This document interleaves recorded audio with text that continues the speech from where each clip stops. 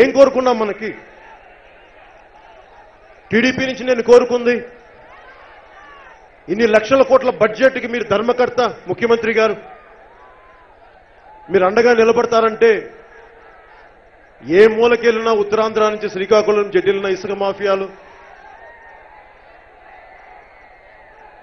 ఈ జన్మభూమి కమిటీలు విసిగిపోయాం. ఎక్కడో నేను మాట్లాడకపోతే ఇదే సంవత్సరం, పోయిన సంవత్సరం ఇదే సమయంలో నేను తెలుగుదేశం పార్టీ మీద తిట్టడానికి, వారు చేసిన తప్పు అని చెప్పడానికి నేనేం ప్రిపేర్ అవ్వలేదు. ఆ రోజున విని విని విని విని విసిగిపోయి నా మనసును ఆవిష్కరింపజేయడానికి వచ్చాను. నాకు లోకేష్ గారి మీద నాకేం శత్రుత్వం ఉంటుంది? జగన్మోహన్ రెడ్డి గారి మీద నాకేం శత్రుత్వం ఉంటుంది? మీరు ధర్మకర్త, మీరు ప్రజలు రక్షించేవాళ్ళు.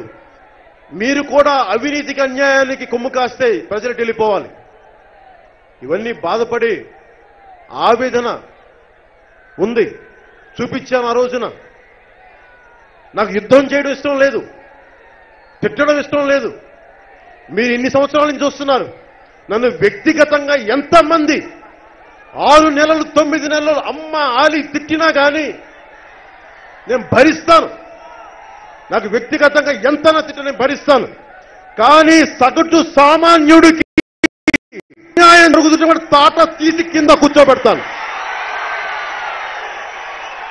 ఎవడి సొమ్మిది, ఎవడి అబ్బ సొమ్మిది అడ్డగోలుగా దోచుకుంటా ఉంటామంటే చూస్తూ ఊరుకుంటామా? మాట్లాడమా?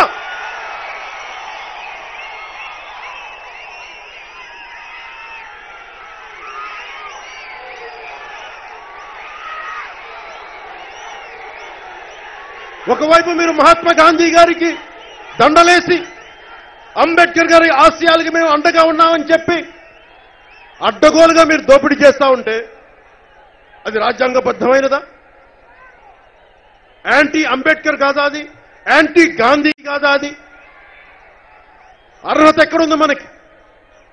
ఈ విసుగు, సగటు మనిషిలో ఉన్న కోపం, ఆవేదన, జనసేన తరపు మీ అందరి ఆవేదన, కోపమే పవన్ కళ్యాణ్ నుంచి బయటకు వస్తాయి. కానీ పవన్ కళ్యాణ్ వ్యక్తిగతంగా తిట్టండి, పవన్ కళ్యాణ్ వ్యక్తిగతంగా దాడి చేయండి, వాడు ఒక మాట మాట్లాడు.